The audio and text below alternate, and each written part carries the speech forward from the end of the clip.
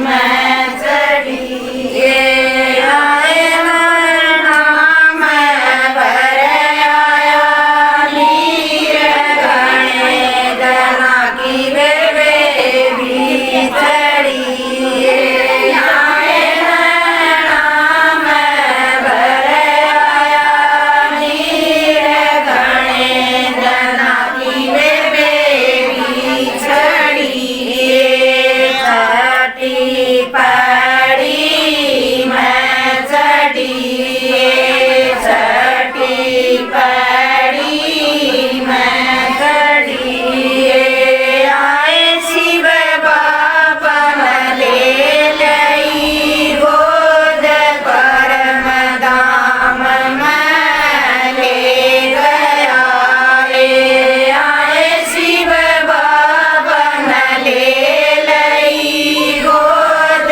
परम धाम मैं ले गया ये सातवीं पड़ी मैं चढ़ी ये सातवीं पड़ी मैं चढ़ी ये आए शिव बाबा तारी पर परम धाम मैं ले गया ये आए शिव बाबा तारी पर परम धाम मैं ले गया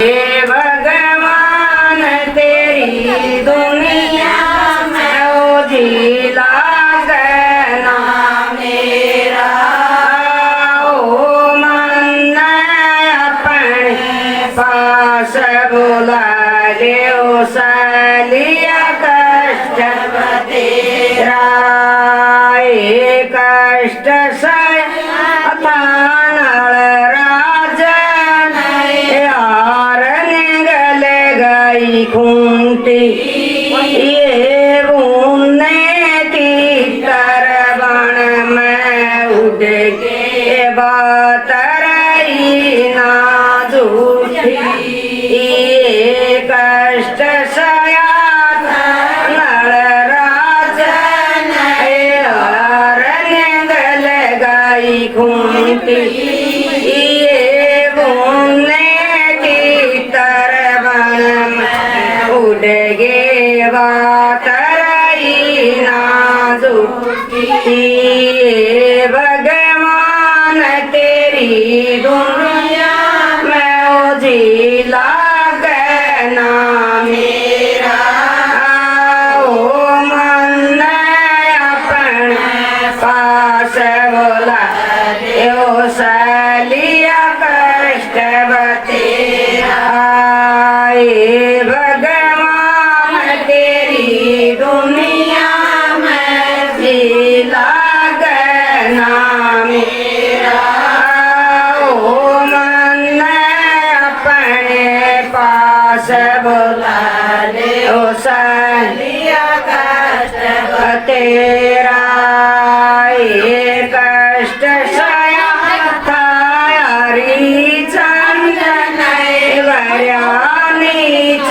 घर पानी ये काशी जी मैं तीनों बिके लड़का राजा रानी ये कष्ट सया तारी चंदन वरयानीच घर पानी ये काशी जी मैं तीनों बिके लड़का राजा रानी ये भगवान तेरी दुनिया में उजिला गना मेरा ओ मन अपने पास बोला यो सलिया कृष्ण बतेरा ये भगवान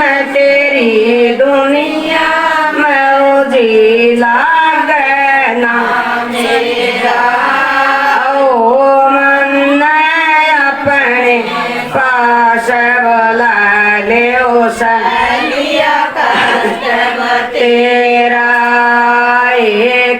कष्ट सह था नरसी भगत ए सुनी सिमदन की वाणी हर नंदी बात भरण नहीं पहुँचे कृष्ण मुरारी कष्ट सया था नरसी भगत ए सुनी सिमदन की वाणी हर नंदी के बात नहीं पहुँचे कृष्ण मुरारी भगवान तेरी दुनिया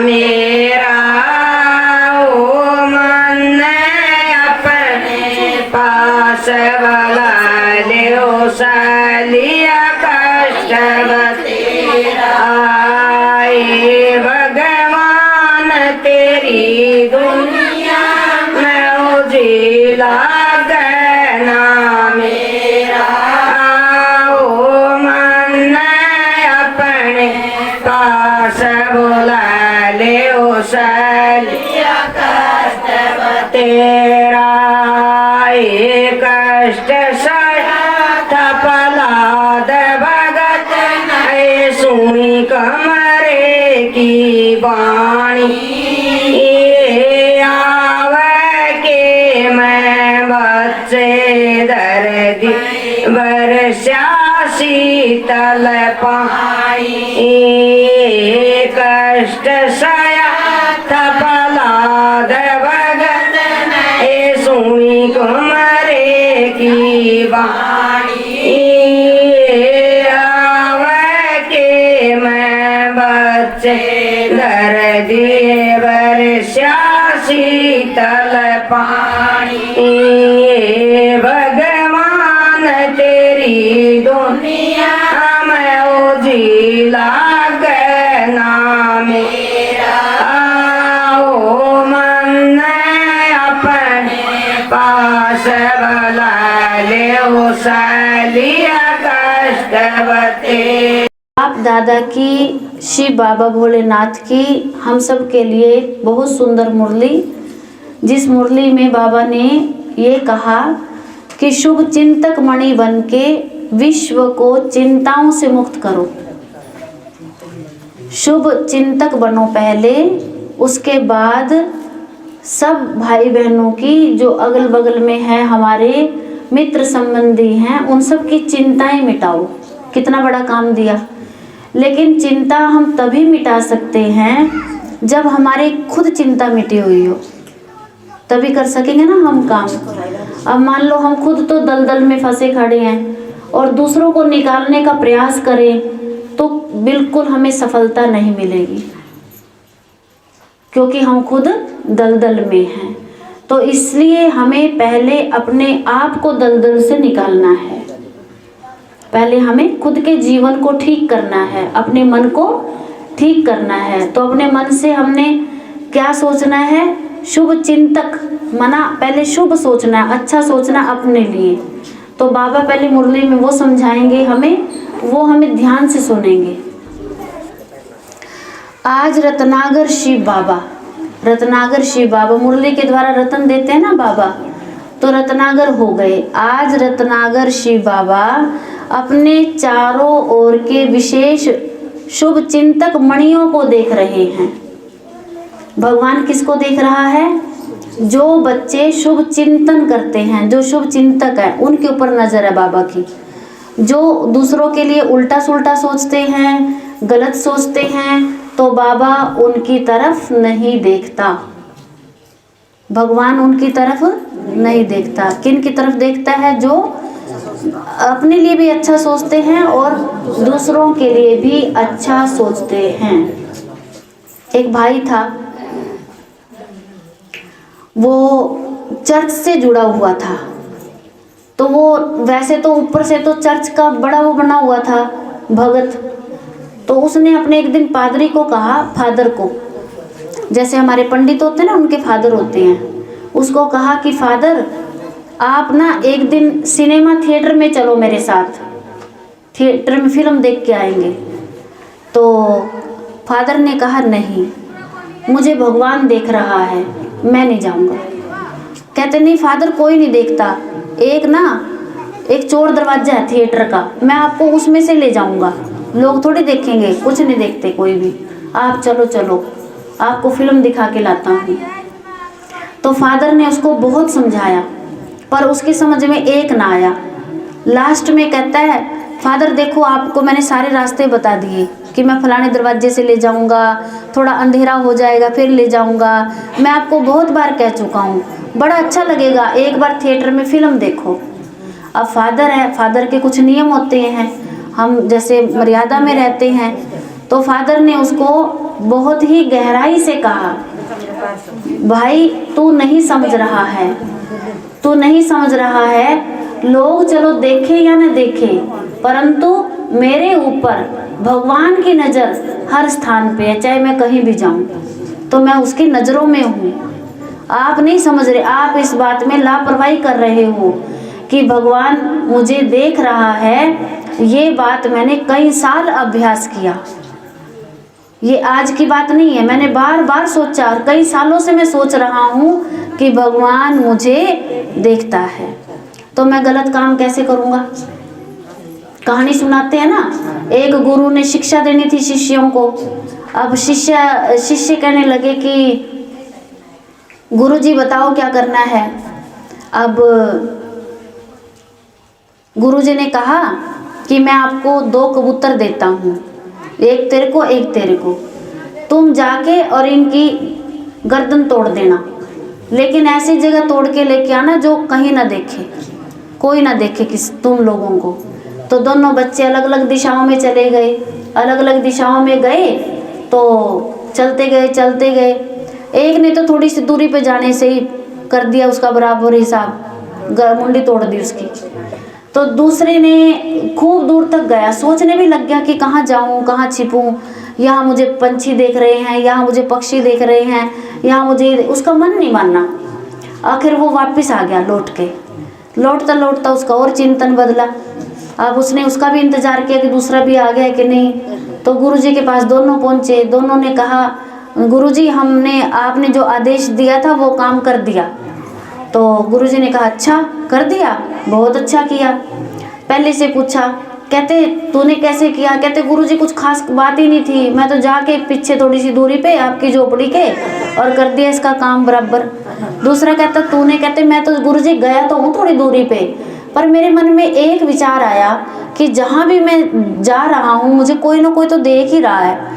फिर मेरे वापस दिमाग में जब वापस हुआ तो दिमाग में और अच्छा विचार आया कि और नहीं कोई देख रहा है तो भगवान तो देख ही रहा है ना, परमात्मा तो देख रहा है ना।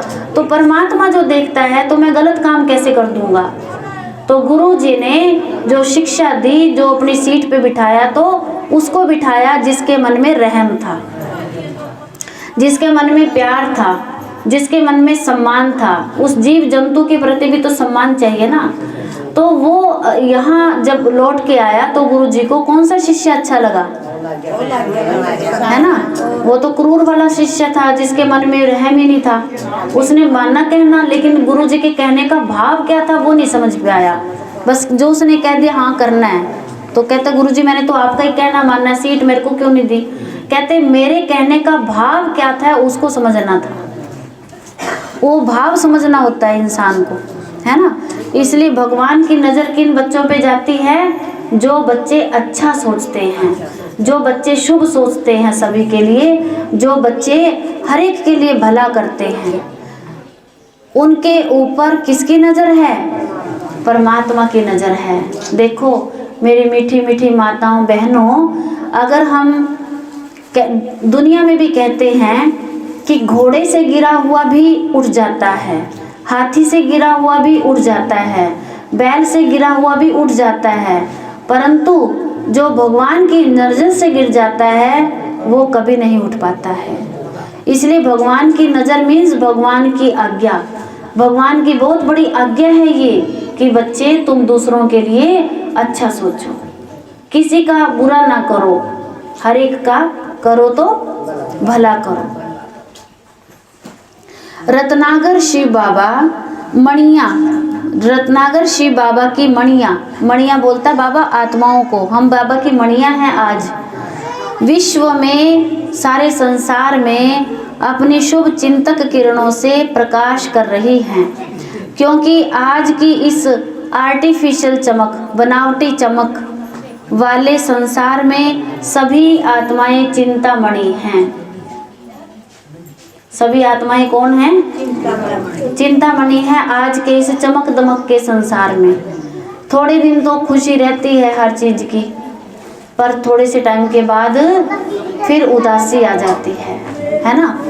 तो बाबा ने कहा ऐसे अल्पकाल की, थोड़े समय की चमकने वाली चिंतामणियों को आप शुभ चिंतक मणियां अपने शुभ चिंतन की शक्ति द्वारा परिवर्तन कर रही हो। इसका मतलब ये है, थोड़े से टाइम चमकने वाली जो आत्माएं हैं, कहते हैं ना 4 दिन की चांदनी फिर अंधेरी रात, सुख दुख तो लगे रहते हैं संसार में हर इंसान को। तो बाबा ने कहा चिंतामणियों को आप शुभ चिंतक मणियां, मेरे बच्चे जो सबके लिए अच्छा सोचते हैं, वो शुभ, अपनी शुभ चिंतन की शक्ति के द्वारा दूसरों को भी परिवर्तन कर सकते हैं। अब जैसे मान लो हम आपके बीच में आए, तो हमने ऐसा अभ्यास किया हुआ है कि हम हर एक के लिए अच्छा सोचते हैं। तो जैसे हमारे जो सोचने का तरंग है वो आप तक पहुंची हमारे आते ही, उदाहरण दे रहे हैं जैसे, तो जैसे हम आए तो आप तक हमारी तरंग पहुंची, आपके मन में खुशी आई, हम आपकी खुशी को देख रहे थे, लेकिन उसका प्रभाव यही था कि हम शिव बाबा को याद करते हैं। हम काम तो वही करते हैं घर के जो आप करते हो, लेकिन हमने उन सारे कार्यों में शिव बाबा की याद मिला दी। जैसे दूध को पीने से पहले चीनी मिलाते हैं ना, पीते तो हैं ही है दूध, तो उसी तरह से कर्म तो करना ही है, परंतु उस कर्म में शिव बाबा की याद। जैसे आप झाड़ू बुहारी कर रहे हो, आओ मीठे बाबा, शिव बाबा, झाड़ू लगाने का कर्म करेंगे, बाबा आप मेरे साथ हो। आप खेती बाड़ी का काम कर रहे हो, तब शिव बाबा को साथ रखो, बोलते रहो अपने मन में, मन ही मन, आओ मीठे बाबा आप मेरे साथ हो, 1000 भुजाओं वाले शिव बाबा भोलेनाथ आप मेरे साथ हो, मैं आत्मा हूँ, मैं शुभ चिंतन करने वाली आत्मा हूँ। ऐसे ऐसे विचार दो अपने आप को। जब ऐसे विचार देंगे तो उससे बाबा कहता है कि तुम बच्चों के जो विचार की तरंग बनती है, लहर बनती है, वो लहर चारों तरफ फैलती है। जब आप ये सोचते हो ना कि मैं बहुत शांत हूँ, मैं बहुत शांत हूँ, यह सोचते हो कि ओम शांति, ओम शांति ऐसा कहते हो, बोलते हैं ओम शांति, ओम शांति, ओम शांति, तो आपको कैसा लगता है? मन शांत होता है ना, धीरे धीरे मन शांत होता है, और ऐसा शांत हो जाता है कि शांति की शक्ति से सभी गुण हमारे अंदर आने शुरू हो जाते हैं। ये है फ़ायदा ओम शांति का। सबसे पहले बाबा अपनी भोली भोली माताओं से, बाबा अपनी अनपढ़ माताओं से, देखो कितनी शरीफ और कितनी अनपढ़, कोई पढ़ाई लिखाई दुनिया की नहीं की, लेकिन कढ़ाई की है, कढ़ गए, दुनिया वाली बातों से निकल गए, तो उन बातों से निकल निकल के यहाँ तक पहुँच गए। पता नहीं कितने दुख दर्द आए होंगे, पता नहीं कितनी ऐसी भारी बातें आई होंगी, पर फिर भी वहाँ से निकल के हम यहाँ तक पहुँच गए। तो अपने आप को रोज़ ये कहो कि वह मेरे बाबा, वह ड्रामा, वह भाग्य, तूने जो दिया बाबा अच्छा दिया, जो तू दे रहा है वो भी अच्छा दे रहा है, जो तू देगा वो भी बहुत अच्छा देगा। मेरे लिए आप जो करते हो वो बहुत अच्छा करते हो। देखो इस बात को 1000 बार दोहराओ, मन को शांति मिलेगी। जब दोहराओगे वह तब नहीं मिलेगी, जब कोई बात आएगी तो आपको ये बात याद आएगी, आप उसी टाइम खुशी महसूस करेंगे, आपके मन पे असर नहीं जाएगा। तो ज्ञान की बातों का जितना हम चिंतन करते हैं, ज्ञान की बातों का जितना हम चिंतन करते हैं, जैसे आज बाबा ने हमारी ड्यूटी लगा दी कि तुमने शुभ सोचना है, आज से शुभ सोचना, पहले अपने लिए भी अच्छा सोचना और दूसरों के लिए भी अच्छा सोचना। शुभ में शुभ कौन सा है कि मैं महान आत्मा हूँ, मैं देव आत्मा हूँ, मैं विशेष आत्मा हूँ, मैं श्रेष्ठ आत्मा हूँ। ये सोचना, ये नहीं सोचना अपने लिए कि टाइम हो गया सो जा, पहले पड़े रहेगा काम को उतरेगा अपने आप। खाने का बनाया एन अच्छी तरह बनाया, चटपटा सा, कोई खाए ना खाए सबसे पहले अपनी थाली लगा ली। वो नहीं सोचना अपने लिए।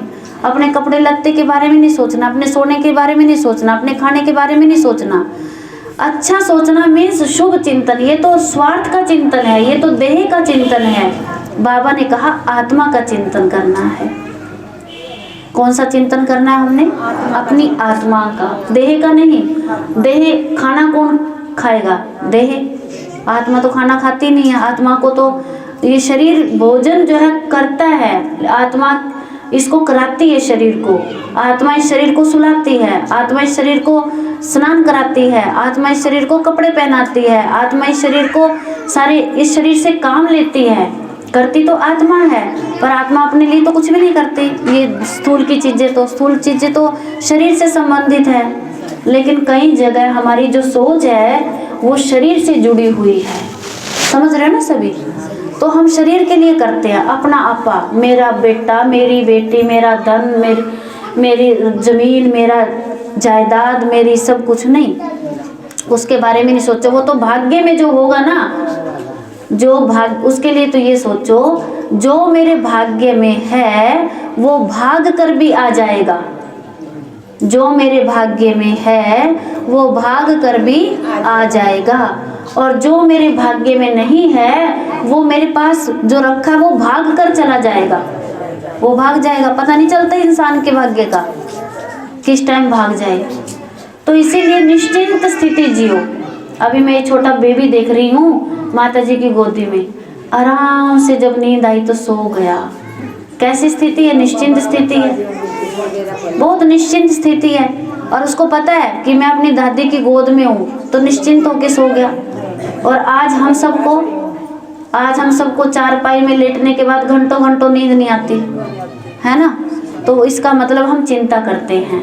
इस बच्चे को, छोटे बच्चे को कोई चिंता नहीं। तो हम क्या बन जाएं? शिव बाबा का बच्चा बन जाएं। क्या बन जाएं हम?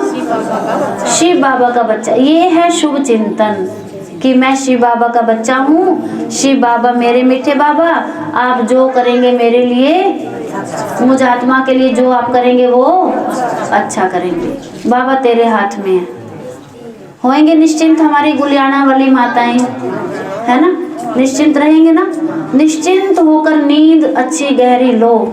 खाना इस शरीर को अच्छी तरह खिलाओ, गहरी नींद दो। जो इसके शरीर के नियम है पूरे करो, लेकिन स्वार्थ के वशीभूत नहीं। जैसे कोई चीज़ बढ़िया बन गई, समोसे बन गए और वो बन गए, गुलाब जामुन बने दिखे, तो एकदम से जीभ उधर जाएगी लपक के, हैं, मुंह में पानी आ जाएगा।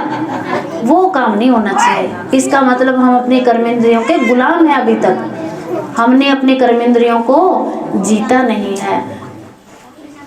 जैसे एक बात बोलते हैं कि खुदा खुदी को बुलंद करे इतना कि परमात्मा खुदा जो है खुद पूछे कि तेरी रजा क्या है। मतलब इसका मतलब ये है कि हम अपने कार्य पे इस तरह से खड़े रहें, हम अपने घर को ऐसे संभालते रहें, हम अपने जो भी भगवान ने हमको दिया है संभालने के लिए इस तरह से संभालें कि उसका असर दूर दूर तक जाए, कि बहुत अच्छा संभालते हैं।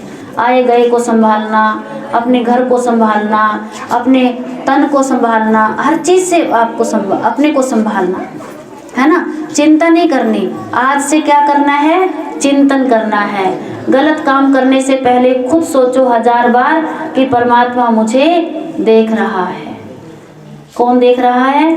परमात्मा मुझे देख रहा है। ये ज्ञान की बातें हमें बचाएंगी। नहीं तो निंदा चुगली तो है ही है। इसने मुझे ये कह दिया, उसने मुझे ये कह दिया, मैं तो इतना काम कर रही हूँ, ये फलानी आती नहीं है, ये काम ही नहीं करती मेरे साथ। तो अंदर अग्नि जल रही है, अंदर धक धक हो रहा है मन। काम भी कर रहे हैं लेकिन चिंता में कर रहे हैं, तो उसका क्या फ़ायदा लगा? उसकी जगह पे क्या सोचना है हमें कि मेरे साथ तो शिव बाबा है। वाह मेरे बाबा वाह, आओ चलो करते हैं ये सेवा, हैं? ऐसा सोच करके कर्म करना है। अब कर्म से छूट के कहाँ जाएंगे हम? कर्म से छूट के कहीं जा नहीं सकते, है ना। कर्म तो करना ही है, परंतु कैसे करना है? खुश मूड में आके। कौन से मूड में? या दुखी मूड में? खुशी मूड में। खुश कैसे होगा मूड? जब बार बार अपने आप को याद कराएंगे कि मेरे साथ कौन है? 1000 भुजाओं वाला शिव बाबा मेरे साथ है। होता क्या है कि हमारे मन में ईर्ष्या है, निंदा है, चुगली है, परचिंतन है, तेर मेर है। मम्मी ने उसको तो ज़्यादा दे दिया, मेरे को दिया ही नहीं है। पापा ने उसके साथ तो उसका तो नाम लेके बुला लिया, मेरे को पापा बुलाते ही नहीं है। ये छोटी छोटी बातें क्या है, मन को खराब करती हैं। आप कार्य ऐसा करो कि आप अपने माँ बाप का दिल जीत सको, वो अपने आप ही इनाम लेंगे, है ना। अब करे तो ना हम एक दिक्के का दो भी, और मान सम्मान प्यार चाहे पूरा, तो कैसे मिलेगा, है ना। कर्म भी करना है तो शिव बाबा की याद में करना है। तो बाबा हमें ये समझा रहे हैं कि जैसे सूरज की किरणें, देखो सूरज कितनी माइल दूर है, करोड़ों माइल दूर है हमसे, लेकिन शांत मूड में हमको धूप दे रहा है। कोई डिस्टर्ब कर रहा है उसको? वो डिस्टर्ब हो रहा है। जबकि दुनिया में कितने लड़ाई झगड़े, कहीं सत्संग, कहीं प्यार, कहीं मौत, कहीं कुछ हो रही है, उसके ऊपर कोई असर नहीं सूरज के ऊपर। बस उसने अपना काम देना है, दे रहा है, वो दे रहा है। वो ये थोड़ी कह रहा है कि कहीं मौत हो रही है तो मैं यहाँ से अपनी धूप हटा लूँ, ऐसा तो नहीं है। यहाँ सत्संग हो रहा है तो यहाँ धूप ज़्यादा दे दूँ, ऐसा तो नहीं है। बराबर है सबके लिए प्रकृति, है ना। तो कुदरत के नियम सबके लिए बराबर हैं, लेकिन हमें जो है पुरुषार्थ करना है जिससे हम अपने जीवन में लाभ ले सकें, हर बात का, हर चीज़ का हम लाभ ले सकें। क्योंकि ये 4 दिन की ज़िंदगी है, क्यों ना हम इसको खुशी से जिए, क्यों ना हम इसको सम्मान से जिए, क्यों ना हम इसको प्यार से जिए, क्यों ना हम मिल करके जिए, सहयोग दे करके जिए, है ना। अच्छी बात है ना सारी। तो ये है शुभ चिंतन। जैसे सूर्य की किरणें दूर दूर तक अंधकार को मिटाती हैं, ऐसे आप शुभ चिंतक मणियों की शुभ संकल्प रूपी चमक कहो, किरणें कहो, विश्व के चारों ओर फैल रही है। जब आप ऐसा सोचेंगे तो आपकी सोच की शक्ति चारों ओर फैलेगी, है ना। जो माताएं हमारी नई हैं आज, उनको समझ में आ रही है ना। जैसा भी सोचेंगे, अच्छा फैलेगा समाज में। हमारा जो किरणें हैं, हमारी तरंग है, और खराब सोचेंगे तो खराब ही फैलेंगी। अब अगरबत्ती जगाएंगे, चाहे उसको हम वहाँ लगा दें जहाँ गाय बैठी, उस स्थान, खराब स्थान पे भी वो अपनी खुशबू देगी। एक अगरबत्ती तो है ना, अपनी खुशबू तो नहीं छोड़ रही अगरबत्ती, लेकिन उसने बिल्कुल नहीं कहा, शिकायत नहीं करी कि मेरे को कहाँ कैसे खराब स्थान पे लगा दिया। अगरबत्ती ने कोई शिकायत नहीं करी। और आज हमें अच्छा बिच्छा मिलते भी 24 घंटे शिकायतें चलती हैं मन में, मेरे को ये कमी होगी, मेरे को ये नहीं मिला, मेरे को वो नहीं मिला, मेरे बस ये वो कितनी ज़िंदगी निकाल दी ऐसे। आज से अपना मन बिंदी लगा दो, बस ये कह के लगा दो कि बाबा जो तू करता है भला करता है, बस मेरा भी भला और सबका भी भला हो। ये बिंदी लगाओ, अंदर मन को रोकने की कोशिश करो, स्टॉप लगाओ। बिंदु लगा देंगे तो हमारी ऊर्जा बढ़िया बन जाएगी। जो सोचते हैं हमारी सोच अच्छी हो जाएगी। फिर बाबा ने कहा, आजकल कई आत्माएं समझती हैं कि कोई ऐसी स्पिरिचुअल लाइफ तो है, बहुत लोगों को टच तो हो रहा है, लेकिन बाबा कहते गुप्त रूप में एक लाइट काम कर रही है, ऐसा लोग सोच रहे हैं। लेकिन ये लाइट कहाँ से ये कार्य कर रही है वो नहीं जान सकते। कहाँ, यहाँ तक टचिंग शुरू तो हो गई है, आखिर ढूंढते ढूंढते आपके पास आ जाएंगे। जब आपका सबको पता चलेगा ना कि फलानी ओम शांति में जाती है माता जी, लेकिन बड़ी शांत रहने लगी है, तो जो हमारे गांव के परिवार के और दुखी आत्माएं होंगी ना, दुखी माताएं भाई जो भी हैं, वो आपके पास आएंगे भागे भागे, भाई आप कैसे शांत और खुश रह रहे हो, मेरे घर में तो बड़ा तनाव है, गुस्सा है, ये है वो है। फिर आप बताओगे भाई मैंने अपने आप को ठीक किया, अपना आपा सुधारा, अपने आप, अपने मरे स्वर्ग नहीं आता, अपने मरे स्वर्ग नहीं आता, तो खुद को मैंने ठीक किया। जब आप फिर ये बात बताओगे उनको, क्यों आपने कई साल से मुरली सुन सुन के अपने मन को शांत खुश रहना सिखा दिया। दुनिया में लगती है ना सीख, कान में एक कोई बोल जाए आके, बस मिजाज खराब मिलेगा। आप तो यहाँ बैठे सत्संग में और कोई दूसरी आपकी बहू की आके कान भर गई आपके विपरीत, आप सत्संग से जाओगे उसका मुंह लटका मिलेगा, वो बोल लेगी नहीं आपके साथ ढंग से, बोल लेगी तो उखड़ के बोल लेगी। आप ये कहेंगे बहन जी ने तो ओम शांति सिखाई थी और यहाँ तो गर्म हो रहा मूड, चल मेरे भाई तू कौन मैं कौन, आप भी स्टार्ट हो गए। नहीं, आपने शांत रहना है। अरे क्यों आएंगी? परीक्षा लेने के लिए आएंगी। बाबा भी तो देखेगा ना बच्ची ने शांति कितनी धारण करी, तो धीरे धीरे 2-4 दिन में माहौल ठीक हो जाएगा। फिर बहू को समझ में आएगा कि मैं ही गलत थी, मेरे को फलाने मेरे कान में फूंक मार गई। मान लो आपके विपरीत कोई बात कान भर दे किसी के, तो उसमें धैर्य रखो। धैर्य रखोगे ना और आप प्यार से व्यवहार करते रहोगे अपने बहू बेटियों के साथ, तो वो कभी आपसे दूर नहीं जाएंगी, अपने आप ठीक हो जाएंगे थोड़े दिन में। सुन रहे हो ना, समझ भी रहे हो? करना भी ऐसे ही है, इस तरह चलना। आखिर बाबा कहते ढूंढते ढूंढते फिर आपके पास पहुंच जाएंगे, कहेंगे इनके पास मिलती है शांति। तो पर आप भी शांति तभी दे पाओगे जब आपका स्टॉक जमा होगा, जब आपका अंदर में कोठी कुटला भरा होगा। आप ही कहोगे ना ये वो है शांति में जाऊं तो थी, बुराई तो कोई शांति, आप भी ये कहोगे। क्यों? अभ्यास नहीं किया। आप जितना अभ्यास करोगे उतना ही प्राप्ति, उतनी प्राप्ति करोगे। तो यह टचिंग आप शुभ चिंतक मणियों के श्रेष्ठ संकल्प की चमक है। बाप दादा हर एक बच्चे के मस्तक के द्वारा मणि की चमक को देखते हैं, क्योंकि नंबरवार चमकने वाले हैं तो सभी शुभ चिंतक मणियां, लेकिन चमक नंबरवार है। इस बात का मतलब कोई ज्यादा अच्छा सोच रहा है, कोई थोड़ा सा कम सोच रहा है, कोई उससे भी कम सोच रहा है, कोई बिल्कुल ही नहीं सोच रहा। वो कहते ठीक है बस जैसे भी हैं, परिवर्तन नहीं करते हैं ना। शुभ चिंतक बनना यही मनसा सेवा है। आप दूसरों के लिए अच्छा सोचेंगे तो बाबा इसको सेवा मानता है। दूसरों के लिए अच्छा सोचना, अपने आप के लिए अच्छा सोचना, ये बहुत बड़ी सेवा है। आज तक तो हम ये मानते थे ना, खाना खिला दिया किसी गरीब को, कपड़े दे दिए किसी को, तो वो अच्छा माना जाता है। वो भी अच्छा है, पर बाबा कहते हैं चलो किसी पे हमारे पास धन नहीं, कपड़े लगते नहीं, वो सेवा नहीं कर सकते, तो अच्छा सोचने की सेवा तो कर सकते। जो चलते फिरते हर ब्राह्मण आत्मा व अनजान आत्माओं के लिए भी कर सकते हो। आप सबके शुभ चिंतक बनने के वाइब्रेशन वायुमंडल को व चिंतामणि आत्मा की आदतों को बहुत सहज परिवर्तन कर सकते। आज के मनुष्य आत्माओं के जीवन में चारों ओर से, चाहे व्यक्तियों द्वारा चाहे वैभव द्वारा, व्यक्तियों में स्वार्थ भाव होने के कारण, वैभवों में अल्पकाल की प्राप्ति होने के कारण थोड़े समय के लिए श्रेष्ठ प्राप्ति की अनुभूति तो होती है, लेकिन अल्पकाल की खुशी थोड़े समय के बाद चिंता में बदल जाती है। बताया था ना, जैसे घर में कोई भी अच्छा काम होता है तो खुशी होती है, पर थोड़े दिनों के बाद वो खुशी फिर धीरे धीरे उदासी में बदल जाती है। माना खुशी तो चली गई, फिर उसमें आगे उदासी वाले मूड में। तो बाबा कहता वो नहीं करो, हमेशा ही खुश रहो, कैसी भी बात हो ठीक रहो अंदर से।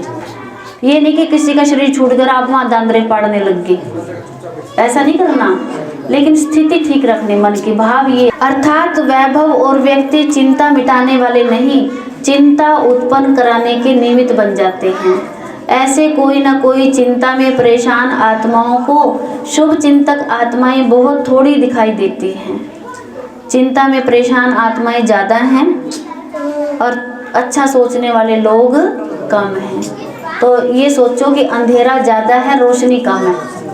तो आज संसार को शुभ चिंतक आत्माओं की ज़रूरत है।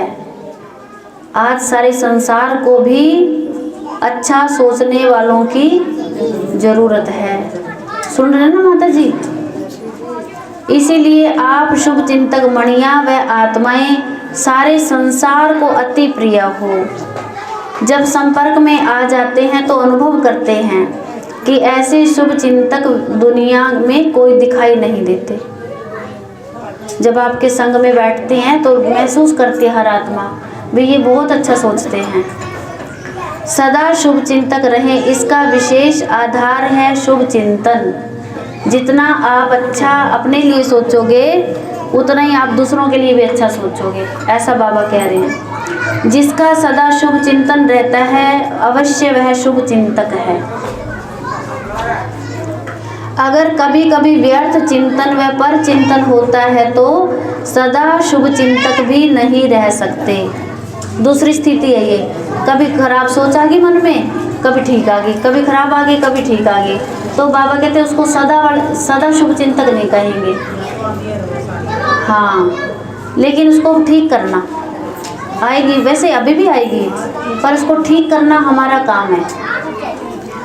शुभ चिंतक आत्माएं औरों के भी व्यर्थ चिंतन व पर चिंतन को समाप्त कर देती हैं। तो हर एक श्रेष्ठ सेवाधारी अर्थात सदा शुभ चिंतक मणि के शुभ चिंतन का शक्तिशाली खजाना सदा भरपूर होगा। भरपूरता के कारण ही औरों के प्रति शुभ चिंतक बन जाते हो। जैसे आपके पास कोई चीज़ ज़्यादा है तो आप फिर औरों को वो बांटोगे तो बढ़ेगा। मान लो हमारी किसी परिवार में किसी सखी सहेली को रिश्तेदार को पैसे की ज़रूरत होगी और हमें जो है हमारे पास पैसे हैं और हमने उसकी बड़ी एंड टाइम पे मदद कर दी, वो 10 जगह बताएगी कि मेरी बहुत मदद करी, परंतु वो बड़ी ईमानदार है, उसने टाइम पे पैसा लौटा भी दिया आपको। अब वो तो आपको देखना पड़ेगा, क्योंकि उस आपकी इस गुण को सुन के कई जने आएंगे आपके पास मदद मांगने के लिए, लेकिन आपको परख चाहिए। कभी उसको तो दे दिया आपने, पर दूसरी कोई ऐसी आ गई जो जानबूझ के आपको ले भी लिया पर धोखा दे दिया, उसने पैसे नहीं दिए। वो परख आपको चाहिए कि देने हैं नहीं देने हैं। अगर देने हैं तो कोई चीज़ उसकी कीमती रख लो, फिर दे दो, बैलेंस बन जाएगा, क्योंकि आज का भरोसा भी नहीं ना किसी का। तो हमारे कहने का भाव है संतुलन से चलो और ऐसा ज्ञान संपन्न दाता बनके औरों के लिए सदा शुभ चिंतक बन सकता है। तो चेक करो कि सारे दिन में ज़्यादा समय शुभ चिंतन रहता है या परचिंतन रहता है। सारा टाइम शुभ चिंतन रहता है या परचिंतन रहता है, ऐसा अपनी बुद्धि को चेक करो। अब दूसरों को चेक नहीं करना, दूसरों को ज़्यादा चेक करते ना हम, फलानी ऐसी फलाना ऐसा, इसमें ये बुराई इसमें ये बुराई, दूसरों को ज़्यादा देखते हैं, है ना। कईयों को तो ऐसी आदत होती है कि उनको पता ही नहीं चलता कि हम किसी के अवगुण देख रहे हैं। कितने लोगों को ऐसी आदत होती है। एक बार एक भाई था, उसको इतने अवगुण देखने की आदत थी, इतने बिल्कुल हर बात में कमी निकाल देता था, हर बात में। तो वो जिस राज्य में रहता था वहाँ के राजा को इस बात का पता चल गया। इस बात का पता चला तो उसने कहा कि भाई ऐसा कौन आदमी है जो मैं इतनी अच्छी पालना दे रहा हूँ तब भी उसके दिमाग में अवगुण है। तो उसने कहा कोई बात नहीं, आप ना, राजा ने कहा आप ना उस व्यक्ति को मेरे पास लेके आना और मैं देखूंगा उसको वो क्या अवगुण निकालता है वो। तो बात हो गई, राजा ने रातों रात बहुत बड़ा मेला रचा दिया, बहुत बड़ा मेला रचा दिया रातों रात। तो मेला रचा दिया, इतना सुंदर आलीशान मेला जिसको देख के हर कोई खुश हो जाए। अब उस व्यक्ति को मेले में महाराज ने कहा कि आप देखो मेला और आके बताना कि आपको कैसा लगा। तो चलो ठीक है, राजा ने कहा। अब उसने खूब इंजॉय करा, कहीं गोलगप्पे खा, कहीं जलेबी खा, कहीं फिरनी खा, कहीं कुछ, कहीं झूले ले, कहीं जो चीज़ पसंद आई कपड़ा लत्ता वो ले लिया, बर्तन हर चीज़ पसंद जो आई वो ले लिया, लेके सारा, और वाह वाह भी करता रहा। राजा ने उसके साथ 2 कर्मचारी छोड़ रखे थे, भी देखना जरा इसका मुंह से इसकी क्या क्या बातें निकलती हैं। तो वो राजा के सामने राजा को रिपोर्ट पहुंचती रही दिन भर की, बहुत अच्छा बोल रहा है ये तो, क्योंकि कई लोग दूसरे व्यक्ति को बदनाम भी कर देते हैं। तो उसने कहा कि ये तो बहुत अच्छा बोल रहा है जी, बहुत अच्छा लग रहा है इसको। तो राजा कहते अच्छा फिर लोगों ने इसको बदनाम क्यों कर दिया। हो गई शाम, अब मेला इतना बड़ा था कि वो पूरा नहीं देख पाया, और अच्छा उसको बहुत लगा, बहुत ही अच्छा लगा। तो वापस लौट के आया। राजा ने पूछा जी आपको कैसा लगा, इधर ध्यान दे। राजा ने पूछा आपको कैसा लगा। कहते जी महाराज बहुत ही अच्छा था, बहुत बढ़िया बहुत बढ़िया।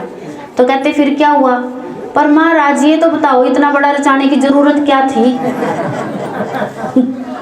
मतलब कि अवगुण, फिर भी उसने अवगुण निकाल दिया क्योंकि आदत पक्की कर रखी थी। अब देखो राजा ने जी जान लगा के मेला रचवाया, और ये तसल्ली करने वास्ते रचवाया कि भाई कई लोग वैसे ही ना इसका नाम हाँ, तो मैं इसको चेक तो करूं कि ठीक ठाक भी है। तो वो परमात्मा पिता शिव बाबा ने भी हम बच्चों को कितना कुछ दिया, कितना कुछ दे रहा है, अभी भी दे रहा है, लेकिन फिर भी हम कई बार परमात्मा की भी शिकायत कर देते हैं, उसको भी उलहना दे देते हैं। तो आज से हमने परमात्मा को उलहना नहीं देना, उसको तो यही कहना प्यारे बाबा कमाल है आपकी, मीठी मीठी बातें करो, प्यारे बाबा कमाल है आपकी, आपने जो दिया बहुत कुछ दिया, बहुत कुछ दिया। क्योंकि हमारी सोच के अनुसार ही हमारा जीवन चलता है। जैसी हमारी सोच होती है, जैसा हमारा सोचने का तरीका होता है, उस तरीके से ही हमारा जीवन चलता है। हम कहते हैं ना कैसे जीवन चल रहा है, हमारे सोचने से चल रहा है। दृष्टिकोण, जिसका बहुत अच्छा दृष्टिकोण, सोचने का तरीका, जिसने अच्छा चश्मा पहन लिया कि मैंने तो विशेषताएं देखनी है सबकी, मेरी आंख की मर्यादा है ये, क्योंकि बाबा ने मुझे कहा है कि अच्छा सोचना है। अब दिखाई तो इन आंखों से गलत दे रहा है, कोई गलत काम कर रहा है तो गलत ही दिखेगा, लेकिन मैंने अपने आप को ठीक सोचने का पॉइंट देना है, भले गलत हो रहा है, ये काम करना पड़ेगा। अब गलती को गलती देख करके अपने मन के अंदर गलती को बसाना वो एक अलग बात है, परंतु गलती को गलती देख के उसको शुभ भावना से कहना वो दूसरी बात है। किसी की गलती को देख के उड़ाना नहीं चाहिए, उसको समाना चाहिए और धीरे से प्यार से 2-4 दिनों में उसको बताना चाहिए। ये भी नहीं कि गलती देख के हम उसके एक्शन ना लेवे कोई, वो भी लो, लेकिन शुभ भावना से, प्यार से, हिसाब से बात करो। अब ये हमें अब तक नहीं सीखना। अब वही बात है, सामने वाला ड्राइवर आ रहा है गाड़ी लेके, उसने नशा कर रखा है, इधर से मैं भी जा रहा हूँ गाड़ी लेके, अब वो टेढ़ा मेढ़ा आ रहा है, टेढ़ा मेढ़ा आ रहा है और मैं भी जा रहा हूँ, तो समझदार व्यक्ति क्या करेगा, अपनी गाड़ी को साइड में लगा देगा। साइड में लगाने का मतलब है शांत हो जाएगा, चुप, वो आया वो निकल गया, बच गए ना। अब आप कहते क्यों ये टेढ़ा मेढ़ा चला रहा है, इसको ज्यादा हक है, तू भी चला टेढ़े मेढ़े, दे धड़ाम, क्या हो गया, एक्सीडेंट। अब घरों में क्या हो रहे हैं, ये तो हो रहे मूड खराब, तेरा कर दिया मेरा कर दिया, एक्सीडेंट कर दी, लड़ाई बजा दी, यही हो रहा है घरों में। अब हमारी जवाबदारी है हम अपने घर को शांत बनाएं। कोई घर में हमारा सदस्य परिवार का ज्यादा बोलता है तो उस टाइम चुप हो जाओ, बोलो ही ना, इस मुख को ताला लगा दो, लॉक कर दो, लॉक। लॉकडाउन में कितनी शांति थी बाहर, घरों में क्रांति थी। क्यों? क्योंकि बाहर जाते थे तो 2-4 घंटे ठीक कट जाते थे। अब उसकी कोरोना की वजह से बाहर नहीं जा सके, फिर अंदर डिशुम डिशुम चलती रही, है ना। तो ये काम हमने नहीं करना। जो हमारी माताएं हैं, मीठी मीठी माताएं, प्यारी प्यारी माताएं, जो मुरली सुनती हैं, जो नहीं सुनती हैं वो आज से सुनना शुरू करेंगे। आज बाबा ने मुरली सुनाई जैसे, तो आप ध्यान रखो इन चीज़ों का, है ना। इन चीज़ों का ध्यान रखेंगे तो जीवन खुशी से बीतेगा। और क्या कहते हैं, जीवन तो उसका जिसकी अंतमति सो गति, बढ़िया जाए, जिसका अंतमति सो सुखी गति, उसका जीवन सही माना जाता है। अब आप ये कहो, जैसे पढ़ने वाले बच्चे होते हैं ना, सारा साल तो बैट बॉल खेल ली, लापरवाही बरती, इधर उधर टाइम गवाया, जैसे ही पेपर आ गए सिर पे सारी रात बैठ के पढ़े किताब, मम्मी मेरे पेपर है, पापा मेरे पेपर है, और जैसे वो सारी रात जो पढ़ी किताब अगले दिन पेपर देने लगा तो सारा ही साफ, एक भी नहीं अक्षर आएगा। क्यों नहीं आएगा? क्योंकि उसने 1 साल पहले ऐसे गंवा के रखा। पढ़ाई जो मांगती है वो भी लंबी प्रैक्टिस मांगती है। पीछे से बढ़ता आता तो वो बच्चा अच्छी तरह से मेरिट लिस्ट में आता। 18 घंटे पढ़ने वाला बच्चा बहुत आगे बढ़ता है। टाइम देवें, मेहनत करें, और मेहनत करते नहीं हैं, लापरवाही में जीवन बीत। इसी तरह से हम भी अगर सारा जीवन ऐसे ही खो देंगे, ऐसे ही गंवा देंगे, तो हमारी अंतमति सोगति अच्छी नहीं होगी। लास्ट में पता नहीं क्या क्या दुख भोग करके हमें शरीर छोड़ना पड़ेगा। इसलिए बाबा ये कहता है, शरीर ऐसे छोड़ो जैसे आम पेड़ पर पक जाता है, अपने आप ही डाल को छोड़ देता है। वो स्थिति बहुत बढ़िया होती है। जैसे कईयों को अचानक अटैक हो जाता है तो कहेंगे भाई वैसे तो बहुत खराब बात है, घर का जीव चला गया, पर अटैक वाली मौत तो भाग वालों को आती है, फिर ऐसा भी बोल देते हैं। लेकिन हम ये चाहते हैं कि हरि का नाम मुख पर हो, गंगा का घाट हो, तब प्राण तन से निकले। ये मुरली जो है ये गंगा का घाट है। ये मुरली में बाबा जो देता है, बाबा बाबा करते रहेंगे, बाबा का नाम हमारी जीवा पर होगा, तब हमारे प्राण तन से निकले, तो हमारा अगला जन्म बढ़िया होगा। और अगर हम चिंता में, बीमारी में शरीर छोड़ेंगे तो अगले परिवारों में भी हम ऐसे जाएंगे। हमारा जन्म ऐसे घरों में होगा, कहीं ना कहीं दुखी अशांत परिवार में होगा, कहीं गरीब परिवार में होगा, हमारा भाग्य खत्म हो जाएगा। इसीलिए हम 3 जन्मों से जुड़े हुए हैं, 3 जन्म इकट्ठे हमारे जुड़े हैं। बीरबल ने, राजा अकबर ने बीरबल को बोला कि हे राजन, हे मंत्री, मुझे 3 जन्मों का भूखा दिखाओ और 3 जन्मों का रजा दिखाओ। बीरबल बहुत समझदार था। बीरबल ने कहा महाराज मुझे थोड़ा समय चाहिए। तो एक दिन राजा और बीरबल दोनों सैर करने जाते थे। तो सैर करने जाते थे तो वहाँ पर सैर करते करते एक दिन एक बिल्कुल जीर्ण शीर्ण हालत, तन पे झुर्रियाँ पड़ी हुई, थोड़ा बुजुर्ग सा, हाथ में दांती लेकर घास काट रहा था। तो महाराज, बीरबल ने कहा महाराज ये जो प्राणी आप देख रहे हो ये 3 जन्मों का भूखा है। राजा ने कहा ये कैसे 3 जन्मों का भूखा है? थोड़ा सा पीछे। राजा ने कहा ये कैसे 3 जन्मों का भूखा है? तो कहते महाराज थोड़ा आगे चल के उत्तर दूंगा, पहले आप ध्यान से देख लो।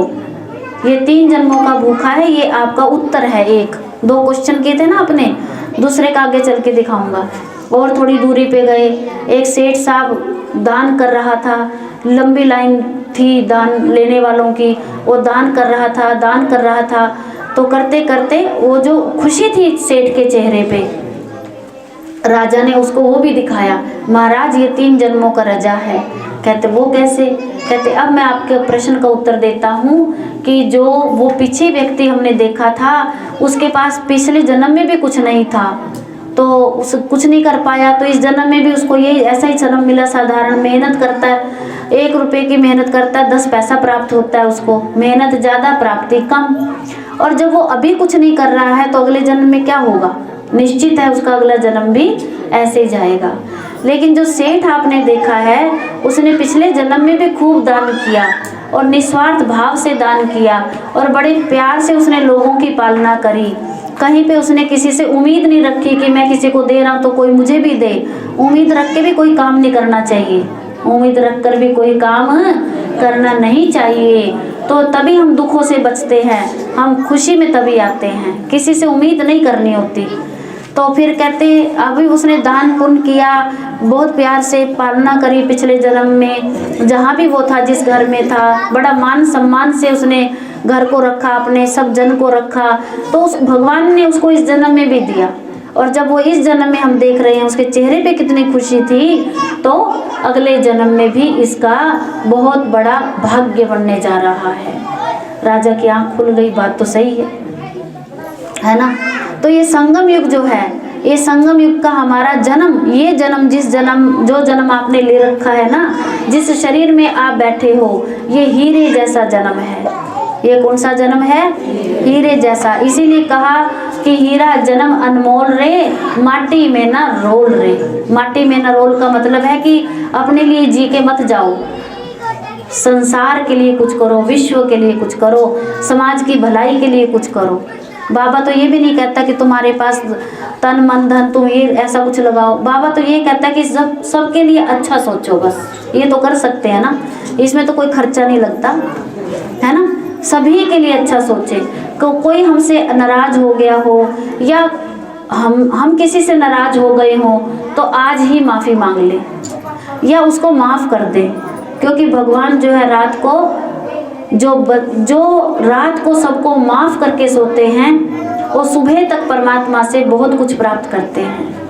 जो सबसे माफ़ी मांगते हैं, जो माफ़ करके सोते हैं और माफ़ी दे के सोते हैं, मतलब हल्के होके सोते हैं, उनको परमात्मा की प्राप्तियां बहुत ज़्यादा होती हैं। नोट कर लो आप ये बात। इसीलिए गुस्सा साथ नहीं जाएगा, मतलब गुस्से की प्राप्तियां और जो नुकसान है वो हमें कुछ फ़ायदा नहीं देंगे, हमें फ़ायदा देंगी तो अच्छी बातें फ़ायदा देंगी। तो हमें अपने मन को अच्छा सोचने के लिए तैयार करना है। बाबा ऐसा चाहता है, शिव बाबा ऐसा चाहता है। जो हम सभी आत्माओं का पिता है वो हमसे यही डिमांड करता है कि मेरी जो माताएं हैं, भाई हैं, जो जन जन है, जहाँ तक भी बाबा का ज्ञान फैल रहा है, जो भी ज्ञान सुनते हैं, उन सबको क्या करना है, अपने मन को अच्छा सोचने के लिए बाध्य करना है। बस मुझे अच्छा सोचना है, चाहे जो मर्जी हो जाए। कुछ दिन आप 6 महीने लगातार भी बाबा की मुरली सुन के रोज अच्छा सोचोगे ना, 6 महीने के बाद आप खुद अपने जीवन में इतनी अच्छी प्राप्तियां महसूस करेंगे, आपके धरती पर पैर नहीं होंगे। आप ये कहेंगे कमाल हो गया, मेरा जीवन बाबा ने धन्य धन्य कर दिया। शुक्रिया बाबा, शुक्रिया बाबा, धन्यवाद बाबा, धन्यवाद बाबा। आप ऐसे बोलोगे, आपके बोल बदल जाएंगे, सब चेंज हो जाएगा। लेकिन कम से कम जितनी लंबी बीमारी, जितनी ज़्यादा गहरी बीमारी हो, उसको ठीक होने में उतना ही टाइम लगता है। आज हम अपने मन से कितने बीमार हैं पता है आपको? तन से तो है ही है, पर मन से कितने बीमार हैं? क्रोध हमारे अंदर है, क्या ये बीमारी नहीं है? क्रोध को बीमारी मानते हो या नहीं मानते हो? या खुशी की बात है क्रोध करना? है क्रोध करना खुशी की बात है? नहीं ना, क्रोध एक बीमारी है। लोभ रखना भी बीमारी है, मोह रखना भी बीमारी है। किसी से बदला लेने की भावना मन में आ जाए, ये भी एक बीमारी है। किसी को ताने मारना बार बार, ये भी बीमारी है। कितनी बीमारियां हैं हमको, जरा नोट करो। अब आप किसी को गलत दे रहे हो, गलत बोल रहे हो, उम्मीद अच्छे की कर रहे हो, कैसे होगा, है ना? तो अच्छा बोल लेंगे तो वापस लौट के क्या आएगा? हमारे लिए अच्छा ही आएगा। अब अच्छे कर्म करेंगे तो अच्छा ही लौट कर आएगा। तो आपसे हमारी यही आशा है, उम्मीद है कि आप जो है अपने मन को तैयार करें हर रोज़। जैसे अभी तो सुन रही हो ध्यान से, लेकिन जब आप उठ करके जाएंगे, घरवासे में जाएंगे, तो आपका ध्यान सारा वहीं बट जाएगा। तो लेकिन आपने संकल्प बार बार करना है कि मुझे मुरली सुननी है, बस चाहे जो मर्जी हो जाए, मुझे बाबा की मुरली ज़रूर सुननी है। तो सुमन बहन से टाइम क्या है यहाँ पे? टाइम 1 बजे। कहाँ? सुरेश भाई के घर। सुरेश भाई के घर में 1 बजे का टाइम है, 1 से 2, 1 घंटा मुरली सुनाते हैं, योग भी करते हैं। तो आप वहाँ आओ, बाबा की मुरली सुनो, है ना? कभी ऐसा तो नहीं मैं नहीं जाती फलाने के घर, फलाने के घर, ऐसा नहीं। वे को है देव बनाया, मानवे को है देव बनाया, ब्रह्मा तन में बना रथ मान, मानवे जागे उठो, ब्रह्मा तन में बना रथ मान, मानव जागे उठो, फिर आए हैं शिव भगवान, मानव जागे उठो, फिर आए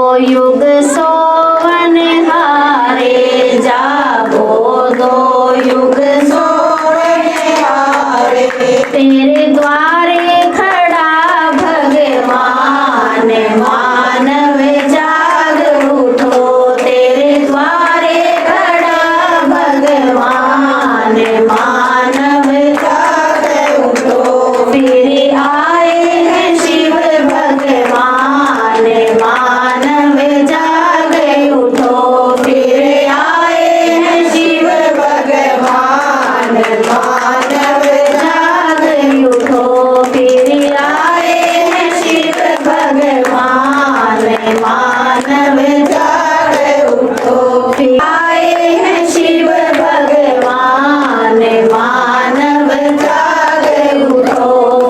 शांति। ओम शांति।